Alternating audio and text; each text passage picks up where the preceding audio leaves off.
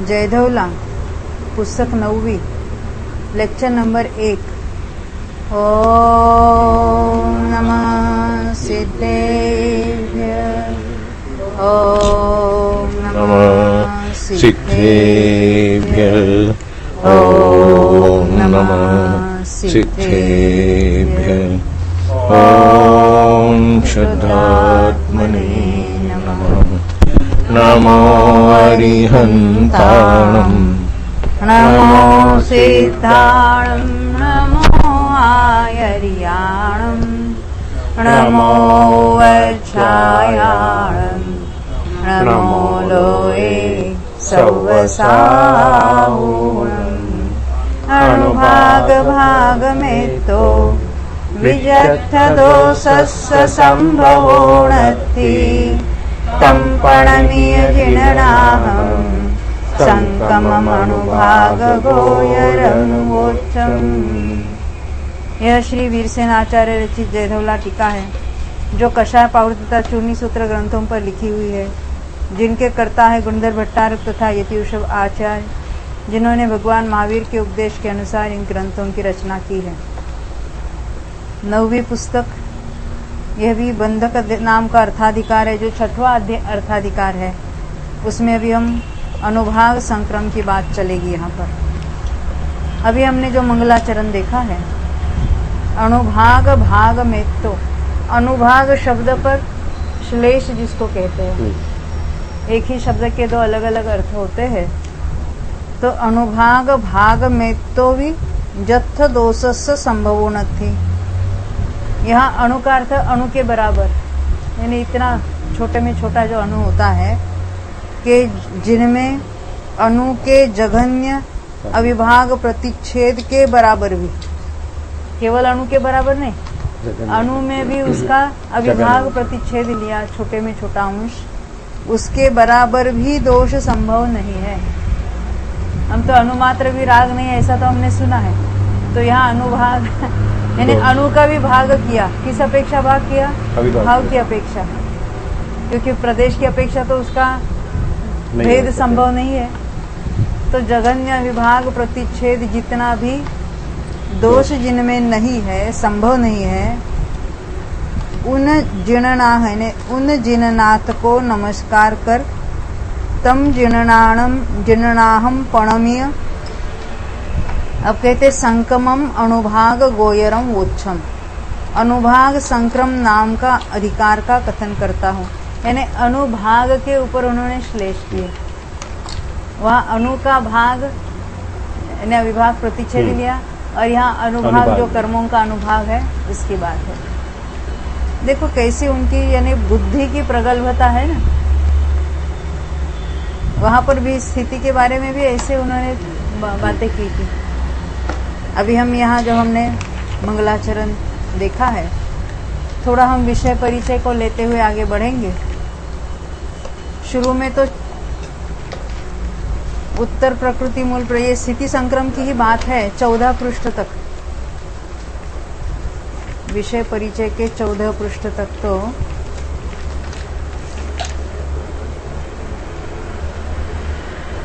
स्थिति संक्रम जो हमने अभी पुस्तक देखी है उसी की बात यहाँ पर है। अनुभाग संक्रम 14 पृष्ठ पर है, विषय परिचय के। हाँ, देखते हैं यहाँ। कर्मों की अपने कार्य को उत्पन्न करने की शक्ति का नाम अनुभाग है।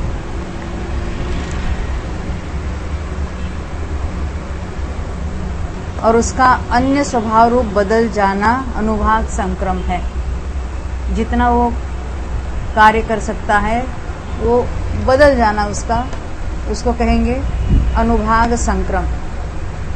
इसके मूल प्रकृति अनुभाग संक्रम और उत्तर प्रकृति अनुभाग संक्रम, ऐसे दो भेद है, जैसे हमने स्थिति में देखे थे। उनमें से मूल प्रकृति का अपकर्षण और उत्कर्षण के द्वारा अनुभाग का बदल जाना, जब अपकर्षण उत्कर्षण होता है तो मात्र स्थिति का हुई बात नहीं है, अनुभाग में भी होता रहता है। उसको मूल प्रकृति अनुभाग संक्रम है कहेंगे।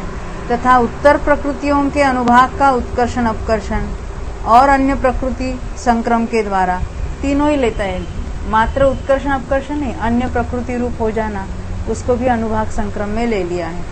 जैसे स्थिति संक्रम में भी लिया था हमने, वह उत्तर प्रकृति अनुभाग संक्रम है। इस प्रकार उक्त व्याख्यान से यह स्पष्ट हो जाता है, यहाँ पर अनुभाग संक्रम से उत्कर्षण अपकर्षण और अन्य प्रकृति संक्रम, इन तीनों प्रकार से अनुभाग का परिवर्तन इष्ट है। अनुभाग का परिवर्तन होना यही अनुभाग संक्रम है। उसमें सर्वप्रथम अनुभाग अपकर्षण का स्पष्टीकरण करते हैं। अनुभाग अपकर्षण ऐसा नियम है कि जिस स्पर्धक का अपकर्षण होता है उससे नीचे अनंत स्पर्धक अतिस्थापना रूप होते हैं। देखो, हमने जब स्थिति में अपकर्षण देखा था तो कितना था, आवली प्रमाण निषेक छोड़कर, अतिस्थापना छोड़कर, उसके नीचे उसका निक्षेप होता है। अनुभाग में जिस स्पर्धक का अनुभाग घटना है, यानी वे परमाणु नीचे के अन्य स्पर्धक रूप हो जाएंगे। तो कहते बीच में कितने छूट जाते, अतिस्थापना अनंत, अनंत स्पर्धक। तो ओरिजिनल में कितने अनंत अनंत होने चाहिए।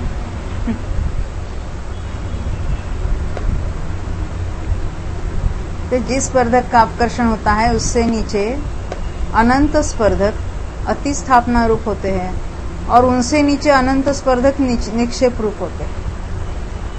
उसका भी प्रमाण और बड़ा होगा अनंत। इसलिए प्रारंभ के जघन्य निक्षेप और जघन्य अतिस्थापना रूप स्पर्धकों का अपकर्षण कभी नहीं होता, यह सिद्ध होता है। जिसको जघन्य निक्षेप कहेंगे और जघन्य अतिस्थापना कहेंगे, उनमें से तो अपकर्षण नहीं होगा। यहाँ जघन्य निक्षेप ध दिख रहे हैं ना, और जघन्य अतिस्थापना से उपरिम स्पर्धक की अपेक्षा यह कथन किया है। जब हम कहेंगे ऊपर का जो स्पर्धक है उसकी अपेक्षा कथन है, क्योंकि हर एक स्पर्धक में से अपकर्षण होगा तो उसके अपने अपने नीचे समझ लेना। उस स्पर्धक से लेकर उत्कृष्ट स्पर्धक तक अन्य सब स्पर्धकों का अपकर्षण होना संभव है। इतना विशेष है, व्याघात को छोड़कर, व्याघात हुआ है, व्याघात को छोड़कर सर्वत्र अतिस्थापना तो एक समान रहती है, मात्र निक्षेप में वृद्धि होती है। अब ये जो हम पढ़ेंगे तो ये बात और सरल हो जाएगी। यह तो शॉर्ट में बता रहे हैं हम क्या पढ़ने जा रहे हैं। जघन्य निक्षेप और जघन्य अतिस्थापना का प्रमाण कितना है, इसका उल्लेख करते हुए लिखा है, एक प्रदेश गुणहानि स्थानांतर का जितना प्रमाण है। एक प्रदेश गुणहानि स्थानांतर किसको कहते हैं? जब ये अविभाग प्रतिच्छेद डबल हो जाते हैं। नहीं, अविभाग प्रतिच्छेद डबल होना उसको तो एक दूसरा स्पर्धक कहेंगे। अच्छा, यह प्रदेश जब आधे होते हैं, नीचे से ऊपर तक चले जाओ। देखो, हम स्पर्धक काहे से बने हैं? स्पर्धक किसको कहना है? वर्गणाओं के समूह को स्पर्धक कहेंगे। और वर्गणा किसको कहेंगे? समान अविभाग वाले कर्मों के समूह को यानी कर्म प्रदेशों को। तो ये हमारे स्पर्धक है, मान लेते एक स्पर्धक। तो इसमें क्या होगी? वर्गणाएं होगी। तो वर्गणा की रचना हम ऐसे थोड़ी टेपरिंग दिखाते हैं, क्योंकि इसमें परमाणु की संख्या कम होती चली जाती है। इसको एक स्पर्धक कहेंगे तो पूरे ऊपर तक वर्गणाएं नहीं पाई जाती, ऊपर अंतर रहता है, क्योंकि यहाँ जितना अविभाग प्रतिच्छेद था उससे डबल हो जाए तो वहां से वो दूसरे स्पर्धक कहलाएगा। उसमें भी ऐसे ही वर्गणाएं होगी। परंतु ये जो वर्गणाएं है ना, इसमें प्रदेश कम होते चले जाते हैं। तो यहाँ जितने तक आए उसी को यहाँ से ले लेना ऐसा, यानी यहाँ इसको रखेंगे एक के ऊपर, पहले स्पर्धक की वर्गणाओं के ऊपर दूसरे स्पर्धक की वर्गणा रखेंगे तो निषेक जैसी रचना दिखाई देगी। ऐसे बीच में ऐसा टेपरिंग नहीं करना, क्योंकि यहाँ बीच में कोई वर्गणाएं नहीं है। यहाँ जो अंतिम वर्गणा है उससे एक चय कम वाली ऊपर की वर्गणा होगी। हर एक वर्गणा में परमाणुओं की संख्या एक एक चय से घटती चली जाती है और अविभाग प्रतिच्छेद एक एक से बढ़ता चला जाता है। तो यहाँ जितना अविभाग प्रतिच्छेद है दूसरे स्पर्धक में 2 गुना होता है, तीसरे स्पर्धक में 3 गुना, चौथे स्पर्धक में 4 गुना। परंतु प्रदेशों की संख्या प्रति वर्गणा कुछ कम होती चली जाती है। पहले स्पर्धक के अंतिम वर्गणा में जितने प्रदेश है उससे एक चय कम होगा। यहाँ पर बीच वाला जो अंतर है उसमें टेपरिंग नहीं समझना। तो अकेले वर्गणा को कंसीडर करेंगे अलग लाइन में, तो उसकी गोपुच्छा जैसी रचना दिखाई देगी। तो जहां जाकर वो आधी होती है संख्या, उसमें तो अनंत स्पर्धक चले जाते हैं। तो उन अनंत स्पर्धकों को कहेंगे ये एक गुणहानि, किसकी? अनुभाग की अपेक्षा गुणहानि कहेंगे। जब स्थिति की अपेक्षा गुणहानि कहते थे तो वहां निषेक रचना थी, और निषेकों में परमाणु की संख्या जहां आधी होती उसको एक गुणहानि कहा था। यहाँ अनुभाग की रचना में जो स्पर्धक है उसमें प्रतिवर्गणा चय कम हो जाता है परमाणु की संख्या का। वो जब आधा हो जाता है तो उसमें कितने स्पर्धक आते हैं ऐसे? तो अनंत हो जाते हैं। उसको कहेंगे एक गुणहानि। उसी का नाम है एक गुणहानि प्रदेश स्थानांतर। एक प्रदेश गुणहानि स्थानांतर। एक यानी एक संख्या बताई। प्रदेश गुणहानि, प्रदेश गुणहानि ने प्रदेशों की संख्या आधी हो जाना। गुणहानि ने गुणित प्रमाण में हानि। ये दो गुणा हानि हो गई ना, यानी आधा होना, उसको कहेंगे दो गुणा हानि। हम विषय परिचय के 14 पृष्ठ पर देख रहे थे अपकर्षण, अनुभाग अपकर्षण को। वहां नीचे से 6ठी लाइन 7वीं लाइन चल रही थी। तो कहते हैं एक प्रदेश गुणहानि स्थानांतर का जितना प्रमाण है उससे जघन्य निक्षेप का प्रमाण अनंत गुना है। ये सारी गुणहानि भी अनंत स्पर्धकों की होगी, और जघन्य निक्षेप जिसमें कम से कम जिन स्पर्धकों में निषेकों ऊपर के माल आ जाएगा उसका अनुभाग का, वे भी अनंत गुणा है। हाँ हाँ, देखो ये प्रदेश गुणहानि स्थानांतर का क्या स्वरूप है? अपनी भाषा में एक गुणहानि। तो अनुभाग डबल हो जाते हैं। अनुभाग बढ़ते हैं परंतु प्रदेशों की संख्या घटती है, नंबर ऑफ परमाणु घटते हैं, अनुभाग बढ़ता है। अभी हमने देखा ना, देखो ये पहला स्पर्धक है। हाँ, प्रतिवर्गणा प्रदेशों की, इसलिए प्रदेश गुणहानि स्थानांतर कहा। प्रदेश गुणहानि स्थानांतर परंतु किसमें? स्पर्धकों में। स्पर्धकों में प्रतिवर्गणा प्रदेश कम होते चले जाते हैं। ये पहला स्पर्धक, दूसरा स्पर्धक, तीसरा स्पर्धक, इस तरह से। तो जहां जाके वो संख्या आधी हो जाएगी, प्रदेशों की यानी परमाणुओं की संख्या जिस वर्गणा में आधी होती है, किससे साथ कंपेयर करना? पहले स्पर्धक की पहली वर्गणा से। पहले स्पर्धक की पहला यानी नीचे का पहली वर्गणा, जिसमें अनुभाग मिनिमम है। ऊपर की ओर बढ़े जाएंगे तो अनुभाग अधिक अधिक होता है। हाँ, ये स्पर्धक की रचना, वहां निषेक के साथ कंपेयर नहीं करना। ऐसा नहीं समझना कि वर्तमान निषेक में कम अनुभाग है और ऊपर ज्यादा, ऐसा नहीं है। स्थिति की अपेक्षा ये रचना नहीं है, ये अनुभाग की अपेक्षा रचना है। जैसे स्कूल में कभी कभी अल्फाबेट के अनुसार हमें लाइन बनानी पड़ती है, नंबर देते हैं, और कभी कभी हाइट के अनुसार, तो वो अलग अलग है ना लाइन। तो यहाँ ऐसा ही समझना, जब स्पर्धक जब कहेंगे तो यहाँ मात्र अनुभाग को हम कंसिडर कर रहे हैं। वो कब उदय में आ रहा है, कौन से निषेक में परमाणु है, ये बात यहाँ नहीं समझनी। जब नीचे और ऊपर कहेंगे तो नीचे यानी मंद अनुभाग, ऊपर यानी तीव्र अनुभाग। अब ये परमाणु वर्तमान निषेक में हो सकते हैं या ऊपर वाले निषेक में भी हो सकते हैं। यानी स्थिति रचना अलग है, अनुभाग रचना अलग है। तो यहाँ प्रदेश गुणहानि स्थानांतर का अर्थ होता है गुणहानि। कौन सी गुणहानि? अनुभाग वाली गुणहानि। एक होती है स्थिति वाली गुणहानि, वहां निषेक प्रति एक एक जैसे घटता है, और यहाँ अनुभाग की गुणहानि। अनुभाग घटने की बात नहीं है, अनुभाग बताने वाली जो वर्गणाएं हैं, प्रति वर्गणा एक एक जैसे परमाणु की संख्या कम होती है। जहां जाके वो आधी होगी। कितनी वर्गणाएं? इसमें भी अनंत है, दूसरे स्पर्धक में अनंत, तीसरे स्पर्धक में अनंत, चौथे स्पर्धक में अनंत। ऐसे अनंत स्पर्धक जाने पर गुणहानि होगी, तो उसको कहेंगे एक गुणहानि। उसी का नाम है प्रदेश गुणहानि स्थानांतर।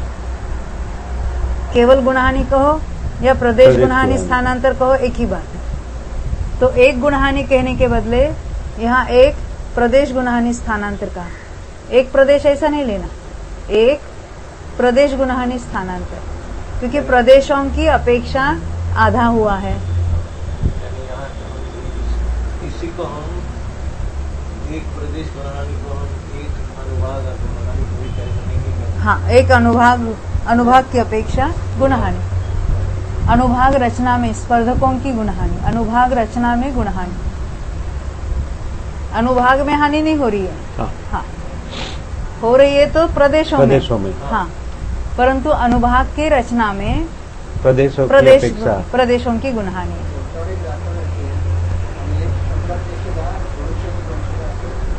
हाँ, देखो हम पहले देखा था ना, यहाँ 100 अविभाग प्रतिच्छेद है, अविभाग प्रतिच्छेद 100 है, वहां से 100 से लेकर 120 तक ये 20 वर्गणाएं हैं मान लेते।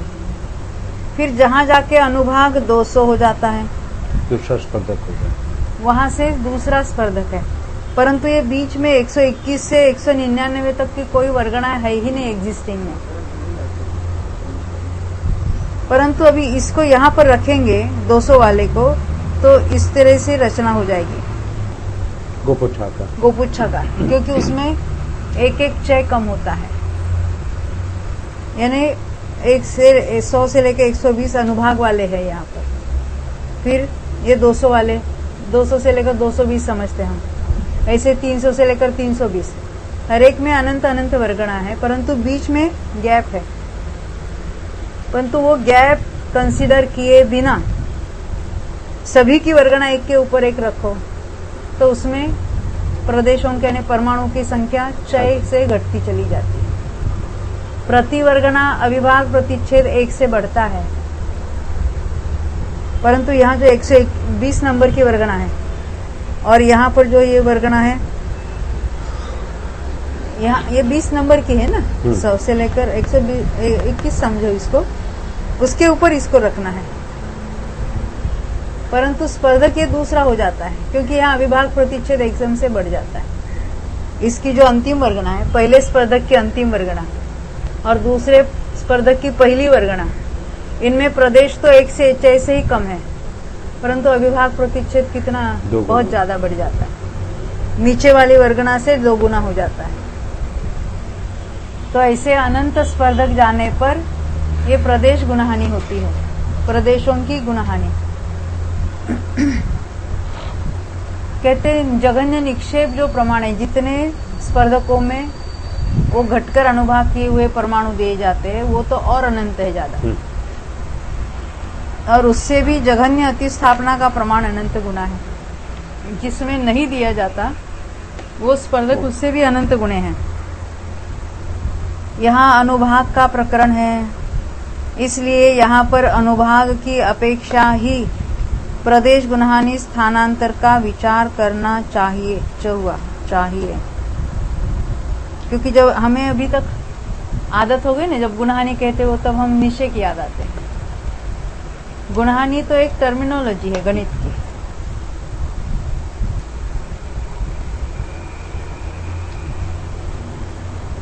तदनुसार जहां प्रथम स्पर्धक की प्रथम वर्गणा से लेकर उत्तरोत्तर अवस्थित चय की हानि द्वारा, अवस्थित चय की हानि देखी ना हमने, अवस्थित यानी उतना का उतना फिक्स, उतनी की उतनी हानि चली जाती है, प्रति वर्गणा उतनी की उतनी हानि होती है।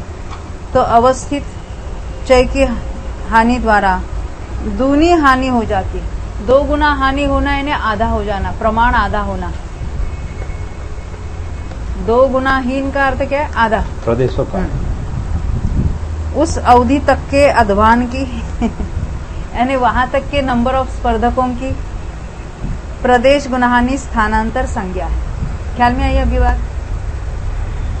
इस प्रदेश गुणहानि स्थानांतर में अभव्यों से अनंत गुणे अनंत स्पर्धक होते हैं। ओहो,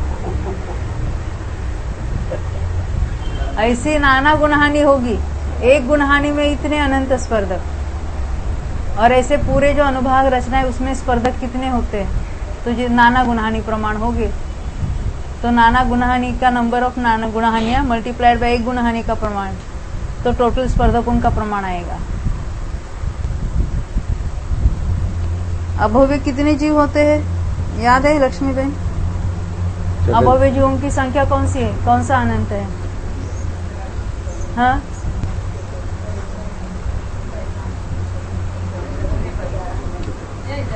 जघन्य युक्तानंत, परितानंत नहीं, परितानंत तो मिनिमम पॉसिबल अनंत है। जघन्य युक्तानंत, उससे भी अनंत गुण है। हाँ, जगन्य परितानंत रेस्ट जगन्य हाँ, जघन्य परितानंत रेस्ट जघन्य परितानंत इज इक्वल टू जघन्य युक्तानंत। ये अभव्यों की संख्या है, उससे भी अनंत गुण स्पर्धक एक गुणहानि में होते हैं। इससे जघन्य निक्षेप और जघन्य अतिस्थापना का प्रमाण अनुभाग की अपेक्षा कितना है यह स्पष्ट हो जाता है। वो कितना अनंत होगा ये भी स्पष्ट हो जाता है। यह तो जघन्य निक्षेप और जघन्य अतिस्थापना का खुलासा है। उत्कृष्ट अतिस्थापना और उत्कृष्ट निक्षेप का विचार करते हुए वहां बतलाया है कि जघन्य अतिस्थापना से उत्कृष्ट अनुभाग कांडक अनंत गुना होता है। उत्कृष्ट अतिस्थापना नहीं कहा, उत्कृष्ट अनुभाग कांडक। वो बात है। जहाँ अनुभाग कांडक होते हैं ना, जैसे हमने देखा है स्थिति कांडक घात होते हैं, उसी समय अनुभाग कांडक घात भी होते चले जाते हैं। जैसे उपशम श्रेणी में भी हमने देखा था, उपशम श्रेणी नहीं, उपशम सम्यक तो प्राप्त होने के पहले प्रायोगिक अवधि में आते ही एक बड़ा से बड़ा स्थिति कांडक घात तो होता ही होता है, अनुभाग कांडक घात भी होता है। किसमें होता है? अप्रशस्त प्रकृतियों में होता है। अनुभाग घटेगा किसमें? अप्रशस्त में। प्रशस्त का तो अनंत गुणा बढ़ेगा, उसमें उल्टा है ना। क्या कहते हैं, यहाँ अल्प बहुत्व से हमें वो अनंतता की थोड़ी वैल्यू समझ में आती है, मैग्नीट्यूड। कि जघन्य अतिस्थापना से उत्कृष्ट अनुभाग कांडक अनंत गुणा होता है और उससे एक वर्गणा कम उत्कृष्ट अतिस्थापना होती है। उसमें एक वर्गणा कम कर दो तो उतनी उत्कृष्ट अतिस्थापना होती है। यह उत्कृष्ट अतिस्थापना उत्कृष्ट अनुभाग कांडक की अंतिम वर्गणा के पतन के समय ही प्राप्त होती है। कारण कि जब अंतिम वर्गणा का पतन होता है तब उसका निक्षेप अंतिम वर्गणा के पतन के साथ ही निर्मूल होने वाले उत्कृष्ट अनुभाग कांडक को छोड़कर ही होता है, अन्यथा उसका सर्वथा अभाव नहीं हो सकता। अब ये तो जब प्रकरण आएगा तब वहां उसकी हम अधिक चर्चा करेंगे। यही कारण है कि यहाँ पर अंतिम वर्गणा से ही उत्कृष्ट अनुभाग कांडक प्रमाण उत्कृष्ट अतिस्थापना बतलाई है। उत्कृष्ट निक्षेप का विचार करने पर वह उत्कृष्ट अतिस्थापना से विशेष अधिक ही प्राप्त होता है, क्योंकि उत्कृष्ट अनुभाग के बंध करके एक आवली बाद अंतिम स्पर्धक की अंतिम वर्गणा का अपकर्षण करने पर इसका निक्षेप जघन्य अतिस्थापना से नीचे जितना भी अनुभाग प्रस्तार है उन सब में होता है। यानी निक्षेप छोड़कर नीचे जितने स्पर्धक है उन सभी स्पर्धकों में, सभी वर्गणाओं में वो ऊपर के वर्गणा के परमाणु अपना अपना अनुभागहीन होकर उसके साथ मिल जाएंगे। यहाँ स्थिति की बात नहीं, अनुभाग की है, इसलिए उन स्पर्धकों में कहो उन वर्गणाओं में वो मिल जाएंगे। हाँ देखो ये क्या कहना चाहते हैं, ऐसी बहुत सारी स्पर्धक है। अब आवली के बाद क्या होता है, यहाँ उत्कृष्ट अनुभाग है, वो उत्कृष्ट अनुभाग घटकर वे परमाणुओं का अनुभाग घट जाएगा, यानी कम हो जाएगा। तो किसके समान होगा? तो यहाँ निक्षेप छोड़ दो इतना, तो इस वर्गणा के परमाणु नीचे जितना प्रस्तार यानी जितने अनुभाग स्पर्धक है उन सब में वो मिल जाएंगे। ये निक्षेप है, ये अतिस्थापना है, जघन्य अतिस्थापना, और ये छोड़कर बाकी सारा होगा उसको कहेंगे निक्षेप है।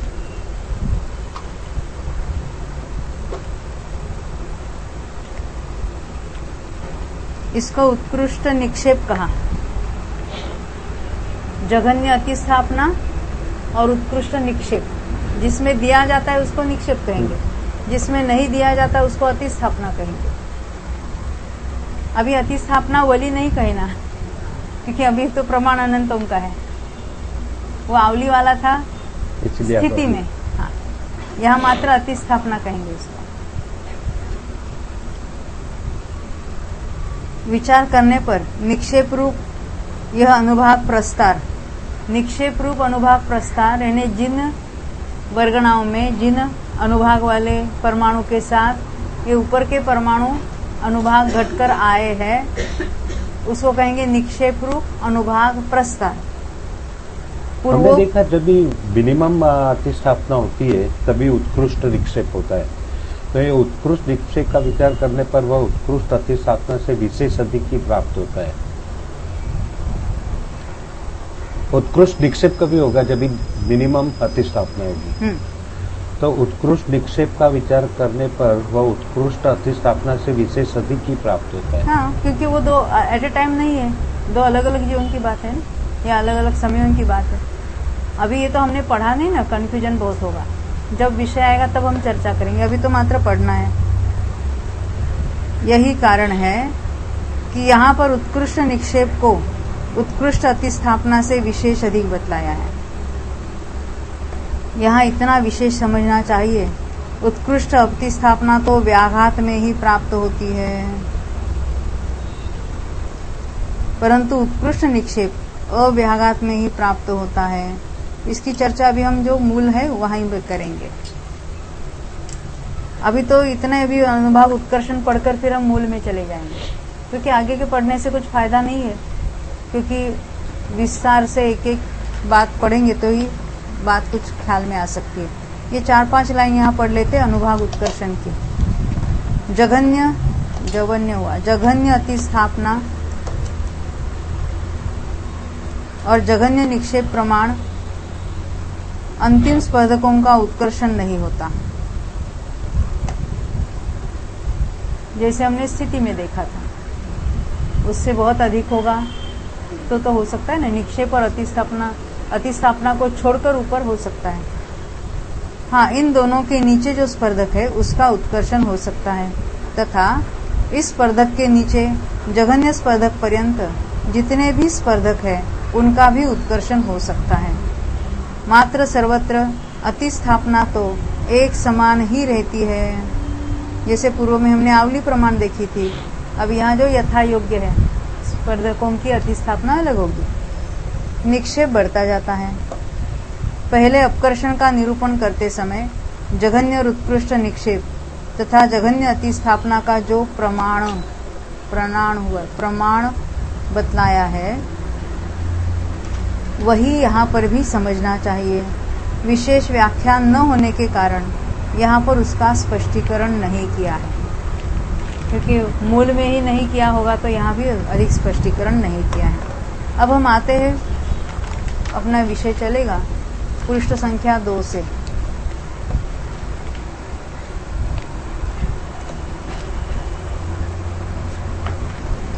सूत्र अणुभाग संकमो दुविहो, मूल पैडी अणुभाग संकमो च उत्तर पैडी अणुभाग संकमो च। अनुभाग संक्रम 2 प्रकार का है, मूल प्रकृति अनुभाग संक्रम और उत्तर प्रकृति अनुभाग संक्रम। अब गुणधर भट्टारक के मुख कमल से निकले हुए गाथा सूत्र के संकामेदि कदिमवा इस अवयव से संबंध रखने वाले, एक गाथा में कितना कितना माल निकाला उन्होंने, उसमें प्रदेश संक्रमण, स्थिति संक्रमण सब बातें निकाल रहे हैं कि संकामेदि कदिमवा इस अवयव से संबंध रखने वाले अनुभाग संक्रम के विवरण में प्रवृत्त हुए पूज्य चरण आचार्य यति ऋषभ के द्वारा कहे गए और प्रसन्न गंभीर भाव से अवस्थित हुए इस सूत्र का विवरण करते हैं। यानी अभी संकामेदि कदिमवा इतने मात्र से उन्होंने ये सारा स्थिति संक्रमण, अनुभाग संक्रमण, प्रदेश संक्रमण की बात है। प्रकृति संक्रमण भी हमने देखी थी। यथा कर्मों की अपने कार्य को उत्पन्न करने की शक्ति का नाम अनुभाग है। अभी हमने यही परिभाषा देखी थी, यहीं से वहां पर विषय परिचय में लिया है उन्होंने। उसका संक्रम अर्थात अन्य स्वभाव रूप संक्रांत होना अनुभाग संक्रम है।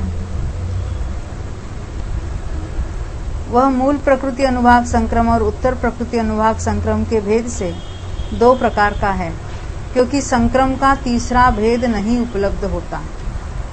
मूल प्रकृतियों में बताएंगे या उत्तर प्रकृति में, दो ही भेद होते हैं। उनमें से मोहनीय संज्ञा वाली मूल प्रकृति का जीव में मोहोत्पादक शक्ति रूप जो अनुभाग है, क्या कहते हैं, ऊपर क्या बताया था, कर्मों की अपने कार्य को उत्पन्न करने की शक्ति का नाम अनुभाग है। अब जयधवला पुस्तक तो यहाँ तो मोहनी की बात चलेगी। हर एक कर्म के अपना अपना कार्य अलग अलग है, शक्ति अलग अलग है। तो मोहनी में कौन सी शक्ति है? जीव में मोहोत्पादक, जीव में मोह को उत्पन्न कराना, ये मोहनीय कर्म की शक्ति है।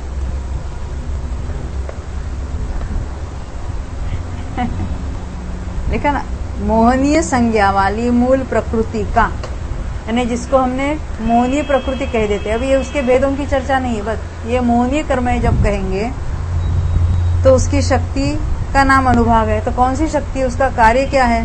तो जीव में मोह को उत्पन्न कराना। जीव में मोहोत्पादक शक्ति रूप जो अनुभाग है, उसका अपकर्षण और उत्कर्षण के कारण अन्य अनुभाग रूप परिणाम जानना, यानी जितना अनुभाग है उससे अधिक होना या कम होना। संक्रमण का अर्थ क्या है? जो मोहनीय प्रकृति है वो मोहनीय तो ज्ञानावरण रूप नहीं हो जाएगी। यहाँ प्रकृति संक्रमण की बात ही नहीं है, यहाँ तो अनुभाग संक्रमण की बात है। तो जो मोहनीय की मोह उत्पन्न करने की शक्ति है, उस शक्ति कम होना या अधिक होना, उसको कहेंगे मूल प्रकृति अनुभाग संक्रम। उत्तर प्रकृतियों की यहाँ बात नहीं, पहले मूल पर घटाएंगे। तथा मिथ्यात्वादी उत्तर प्रकृतियों के अनुभाग का अपकर्षण, आकर्षण हुआ है, अपकर्षण, उत्कर्षण और पर प्रकृति संक्रम के द्वारा। ये मिथ्यात्व की बात पर प्रकृति रूप कब होती है प्रेरणा बेन? हाँ हाँ, सम्यक सम्यक मिथ्यात्व रूप परिणमती है तो वो पर प्रकृति रूप हो जाती है।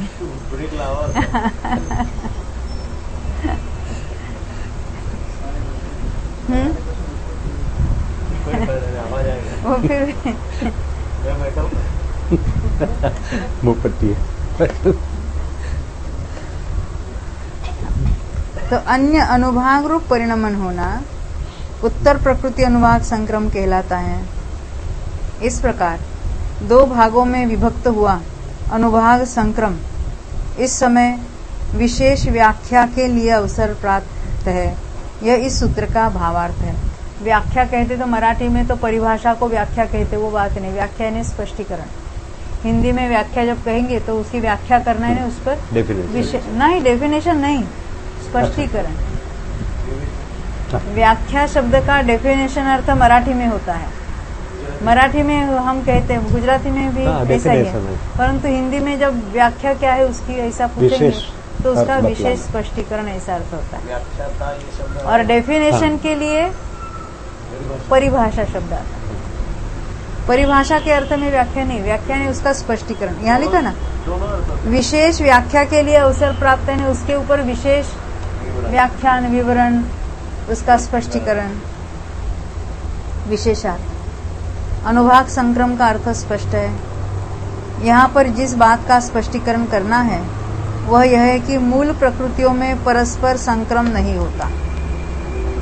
प्रकृतियों की बात है, मोहनीय पलटकर ज्ञानावरण दर्शनावरण नहीं होगी। इसलिए यहाँ पर मूल प्रकृति अनुभाग संक्रम के लक्षण कथन के प्रसंग से वह अपकर्षण और उत्कर्षण इनके आश्रय से होता है, यह कहा है। किंतु उत्तर प्रकृतियों में अपनी जाति के भीतर वो इंटरकास्ट नहीं चलेगा। अपनी जाति के भीतर है दर्शन मोहनी, वो चारित्र मोहनी रूप नहीं होगी। हाँ, परस्पर संक्रम होने में कोई बाधा नहीं है। इसलिए उसके लक्षण कथन के प्रसंग से वह अपकर्षण, उत्कर्षण और पर प्रकृति संक्रम इन तीनों के आश्रय से होता है, यह कहा है। क्या कहा, ये समझ में आए? मूल प्रकृति अनुभाग संक्रम का लक्षण क्या बताया? मोक्ष मोह को उत्पन्न करने की। मात्र उत्कर्षण या अपकर्षण होना, वहां पर डेफिनेशन पर प्रकृति संक्रमण नहीं ली। उत्तर प्रकृति अनुभाग संक्रम में तीनों लिए, अपकर्षण भी, उत्कर्षण भी और पर प्रकृति संक्रम। पर प्रकृति यानी सजातीय अन्य प्रकृति, ये उत्तर प्रकृतियों के अनुभाग संक्रम में हो सकता है, मूल प्रकृतियों में नहीं होता। तो मूल प्रकृतियों में अनुभाग संक्रम कहेंगे तो मात्र उसका उत्कर्षण अपकर्षण ही समझना, यही विशेषार्थ में और क्लियर होगा। देखो फिर पढ़ती हूं मैं तीसरी लाइन, ये दूसरी से लेते हैं। मूल प्रकृतियों में परस्पर संक्रमण नहीं होता, इसलिए यहाँ पर मूल प्रकृति अनुभाग संक्रम के लक्षण कथन के प्रसंग से वह अपकर्षण उत्कर्षण इनके आश्रय से होता है। अपनी भाषा में मूल प्रकृतियों में अपकर्षण उत्कर्षण ही होता है अनुभाग का, और उत्तर प्रकृतियों में अपनी जाति में परस्पर उसका संक्रमण हो सकता है। इसलिए उसका लक्षण बताते समय क्या कहा? अपकर्षण, उत्कर्षण और पर प्रकृति संक्रमण। ये बात ख्याल में आई? मूल प्रकृतियों का अनुभाग संक्रमण जब कहेंगे तब मात्र उसका अपकर्षण या उत्कर्षण ही वहां संभव है। जब उत्तर प्रकृतियों में अनुभाग संक्रमण कहेंगे तो उनमें अपकर्षण, उत्कर्षण और पर प्रकृति संक्रमण, ये तीनों ही वहां ले लेना। क्या ऊपर बताया मौलिक संज्ञा वाली मूल प्रकृतियों में जीव में मोहोत्पादक शक्ति रूप जो अनुभाग है, तो मिथ्यात्व में तो मोह का उत्पन्न करने वाली शक्ति को बताए गए, तो सम्यक्त्व में भी वो मोह को उत्पन्न करने वाली शक्ति, मोह को है ना, दर्शन मोहनीय ही है, वहां भी दोष तो होते हैं। चलम लगाड़ तो दोष है ही, उसका अनुभाग कम हुआ है। मिथ्यात्व का अनुभाग घटकर ही यह प्रकृति तैयार हुई है। तो मोह का उत्पन्न होना तो है ही है। जैसे हमने ये मंदिर बनाया है, 2 मंदिर है, तो किस मंदिर में जाएगा? अपना मंदिर बनाया हुआ दूर है और दूसरा पास है, उसके प्रति विशेष लगाव कुछ हो जाता है। ऐसा नहीं कि खुदे को बज रहा है, तो वैसे दोष हो सकते हैं वहां पर। आप दिल्ली गए उधर हमने मूर्ति स्थापित की, उसका दर्शन नहीं किया? हाँ, ये हमारे प्रतिमा है, हमने ये अरिहंत भगवान को स्थापित किया, तो उसके प्रति विशेष लगाव होना। अभी अरिहंत में तो कोई डिफरेंस तो है ही नहीं है। ये पारसनाथ और शांतिनाथ में कौन ज्यादा शांति देते हुए? पर उसमें भी फर्क है ना, मिथ्यात्व वो गलत मोह है और ये मोह है, फर्क है क्योंकि वो प्रकृति अलग अलग है। वो सम्यक को मारक नहीं, मिथ्यात्व तो देश घाती है ना, देश घाती, आघाती तो नहीं कहा। क्या कहा? देश घाती तो कह दिया उसको, यानी कुछ तो कार्य है कि नहीं वहां पर, मिनिमम पॉसिबल कुछ तो वहां कार्य तो चल रहा है उसका, नहीं तो उसको क्षयिक सम्यक दृष्टि कहते, सम्यक प्रकृति के उदय होते हुए भी, परंतु ऐसा तो है ही नहीं है। क्षयिक नाम तभी कहलाएगा जब पूरे उसकी सम्यक प्रकृति का भी क्षय हो जाता है। हाँ, देखो अब 3 नंबर का पेज। अनुभाग संक्रम के स्वरूप का ज्ञान कराने के लिए अर्थपद कहते हैं, क्योंकि अर्थपद यानी उसका कोई जो नियम रूप जो कोई कथन होता है, उसके बिना प्ररूपणा करने पर शिष्यों को समझने में कठिनाई जा सकती है। तत्थ अट्ठपदम, उसके विषय में अर्थपद, ये अभी सूत्र में बता दिया क्या बताने वाले आगे। तत्र अर्थात पहले जो मूल प्रकृति और उत्तर प्रकृति के क्रू रह गया,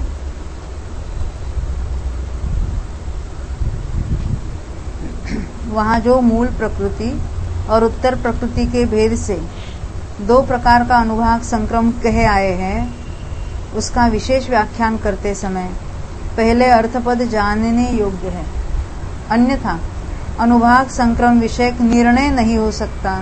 यह उक्त सूत्र का तात्पर्य है। अब ये अर्थपद कौन सा है वो बात अभी आगे सूत्र में बताएंगे। अणुभागो उक्कडिदो विसंकमो, उक्कडिदो विसंकमो अन्नपयडिम निदो विसंकमो। अनुभाग संक्रम किसको कहेंगे उसकी परिभाषा यहाँ बता रहे हैं। अपकर्षित हुआ अनुभाग भी संक्रम है। जो अनुभाग था वो घट गया, वो कहेंगे अपकर्षित हुआ, उसको भी अनुभाग का संक्रम कहेंगे। उत्कर्षित हुआ अनुभाग भी संक्रम है और अन्य प्रकृति को प्राप्त हुआ अनुभाग भी संक्रम है। ये तीनों को ही हम अनुभाग संक्रमण संज्ञा से पुकारेंगे। ये तीनों अर्थपद है क्योंकि इनके द्वारा उस अनुभाग संक्रम के स्वरूप का ज्ञान होता है। नहीं तो अनुभाग संक्रम क्या है पता ही नहीं और हम बस देख रहे उसको पढ़ रहे। तो कहते हैं अनुभाग का घटना यानी अपकर्षण होना, बढ़ना यानी उत्कर्षण होना या पर प्रकृति रूप होना, ये सबको अनुभाग संक्रम कहेंगे। यथा अपकर्षण को प्राप्त हुआ अनुभाग संक्रम संज्ञा को प्राप्त होता है क्योंकि अधिक रस वाले कर्मस्कंध का अपकर्षण होने पर हीन रस रूप से विशेष परिणमन देखा जाता है। उसमें अधिक फल देने का जो कार्य होने की शक्ति थी वो भी मंद हुई, कम हो गई। एक अवस्था से दूसरी अवस्था हुआ। इन्हें संक्रम कहना किसको? तो एक अवस्था से दूसरी अवस्था रूप संक्रांत होना, संक्रांत होने पलटना, उसको संक्रम कहते हैं। यह अर्थ यहाँ पर घटित हो जाता है, इसलिए इसे संक्रम कहा। इसी प्रकार उत्कर्षण को प्राप्त हुआ और अन्य प्रकृति को प्राप्त हुआ अनुभाग भी संक्रम है क्योंकि इन दोनों अवस्थाओं में भी पूर्व अवस्था के त्याग द्वारा उत्तर अवस्था की प्राप्ति देखी जाती है। यहाँ पर अपकर्षण, उत्कर्षण, लक्षण, अर्थपद मूल प्रकृति अनुभाग संक्रम और उत्तर प्रकृति अनुभाग संक्रम इन दोनों को विषय करता है। यानी ये जो लक्षण है अपकर्षण उत्कर्षण वाला वो दोनों में ही पाया जाता है, परंतु उत्तर प्रकृति में एक एडिशनल है। कौन सा? पर प्रकृति संक्रम। हाँ, इसलिए इसका इन दोनों के साधारण रूप से निर्देश किया है। पहले अपकर्षण और उत्कर्षण बताएंगे और वो दोनों में कॉमन है, साधारण है सामान्य, दोनों में भी पाया जाता है क्योंकि इसकी इन दोनों में प्रवृत्ति होने में कोई बाधा नहीं आती। इन दोनों की प्रवृत्ति होना यह लक्षण दोनों में ही पाया जाता है।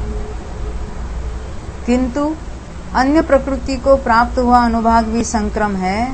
यह तीसरा अर्थपद उत्तर प्रकृति अनुभाग संक्रम को ही विषय करता है, यानी उसमें ही पाया जाता है क्योंकि मूल प्रकृति में उसकी प्राप्ति असंभव है, क्योंकि कोई मूल प्रकृति अन्य मूल प्रकृति रूप होती ही नहीं। इस प्रकार अपकर्षण आदि के वश से अनुभाग संक्रम की प्राप्ति संभव है, इसका कथन करके उनमें से अपकर्षण का व्याख्यान करने के लिए आगे का सूत्र कहते हैं। यानी पहले कहना किसको?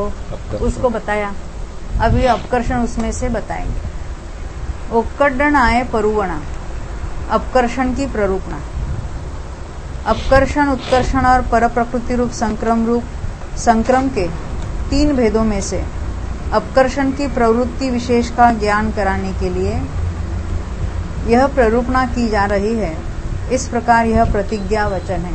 आचार्यों की ये विशेषता है कि ग्रंथ लिख रहे हो, कोई अधिकार नया लिख रहे, कोई नया प्रकरण ले रहे हैं, तो पहले मैंने क्या लिख रहे हैं, क्या विषय, वो बताते हैं प्रतिज्ञा पूर्वक कि मैं ऐसा लिखूंगा, कहूंगा। कि पड़म फद्दयम न ओकड्डिज्जदि, प्रथम स्पर्धक अपकर्षित नहीं होता। प्रथम स्पर्धक किसको कहना? जो नीचे वाला, अतिस्थापना नहीं कहेंगे उसको। पहला स्पर्धक है ना, नीचे का स्पर्धक, उसको जघन्य स्पर्धक भी कहेंगे, प्रथम स्पर्धक भी कहेंगे, क्योंकि वो तो जघन्य में जघन्य है ना, उसका अपकर्षण कैसे होगा? कुछ निषेध, कुछ स्पर्धक छोड़कर अपकर्षण होगा, क्योंकि वहां पर अतिस्थापना और निक्षेप नहीं देखे जाते। अतिस्थापना और निक्षेप यानी इसके नीचे अतिस्थापना होनी चाहिए और उसके निक्षेप। उल्टा पकड़ा क्या? बराबर है। अच्छा, यहाँ से अगर अपकर्षण करना है तो जब जब अपकर्षण होता है तो मान लेते यहाँ से अपकर्षण होना है तो उसके नीचे अतिस्थापना होगी और अतिस्थापना के नीचे निक्षेप होगी। अब यहाँ पहला ही स्पर्धक है नीचे वाला, उसके नीचे कुछ नहीं है ना, ना अतिस्थापना है ना निक्षेप है, तो उसका अपकर्षण नहीं हो सकता।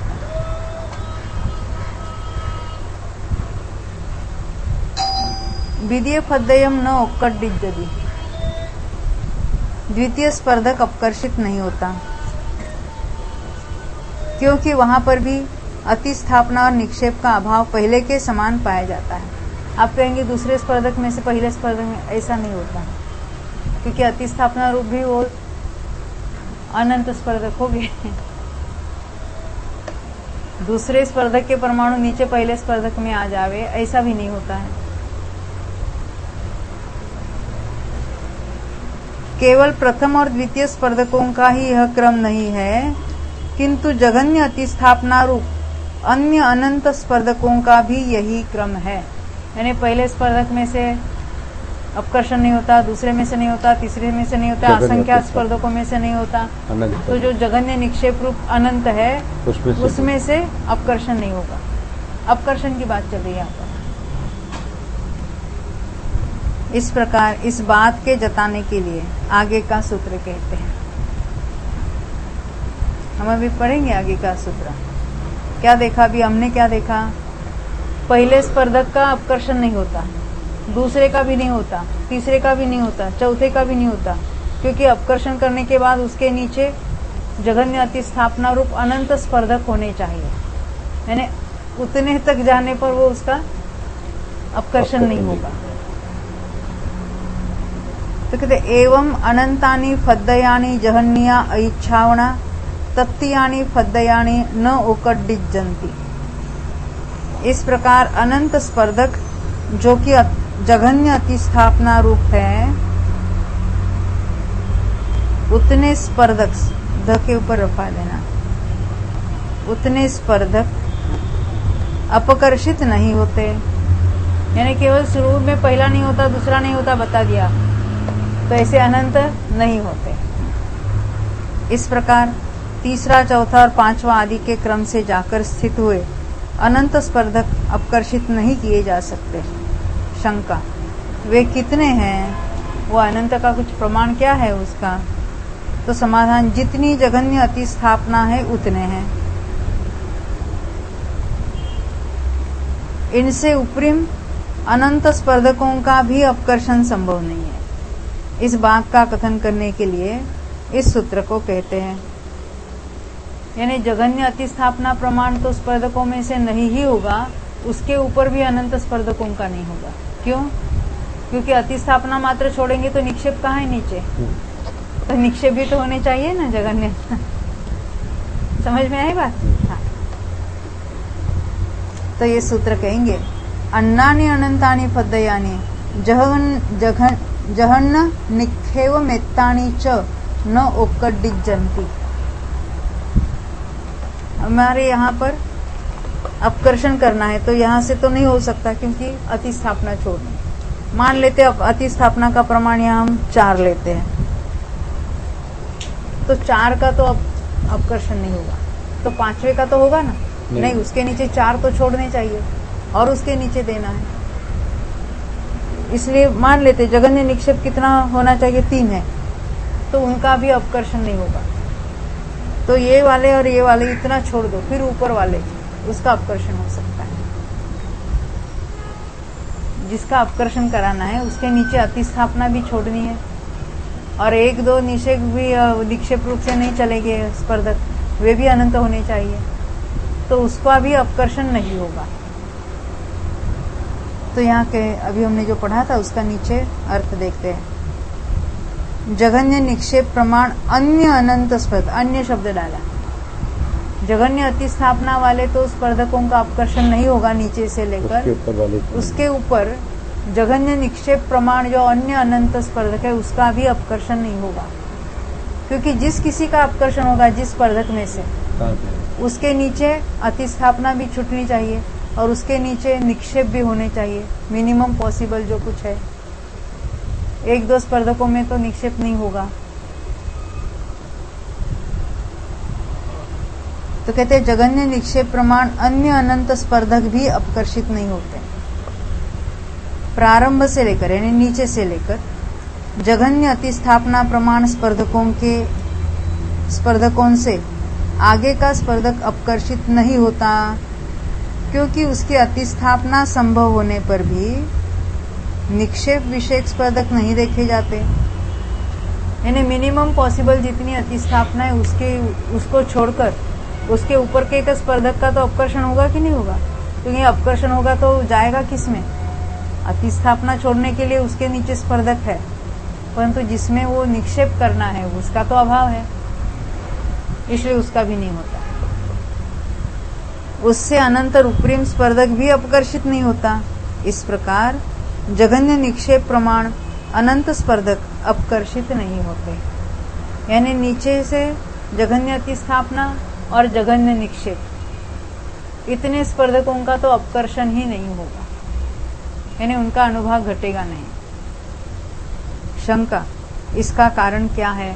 इसको स्थिति के साथ मन में मत कंपेयर करना, ऐसा मत समझना कि वर्तमान वाले कोई उसका अनुभाग घटता नहीं, उसकी बात यहाँ नहीं चल रही है। यहाँ मात्र अनुभाग का ही कथन कंसिडर करना है, अनुभाग और स्थिति के एक साथ मिलावट मत करना। स्थिति में तो सब बातें ही अलग होती हैं, एक एक निषेक जो है उसमें ये सारे अनुभाग वाले परमाणु भी पाए जाएंगे। ऐसा नहीं कि एक समय में उदय रूप है तो उसका सभी का अनुभाग समान होगा, ऐसा नहीं है। किस रूप में उदय में आता है वो बात अलग है। हाँ, स्थिति तो आसान है, क्योंकि वो तो हमने बहुत बार सोची हुई है। अभी इसको पढ़ते पढ़ते वो भी समझ में आ जाएगी, तब तक पुस्तक खलास हो जाएगा। जब तक से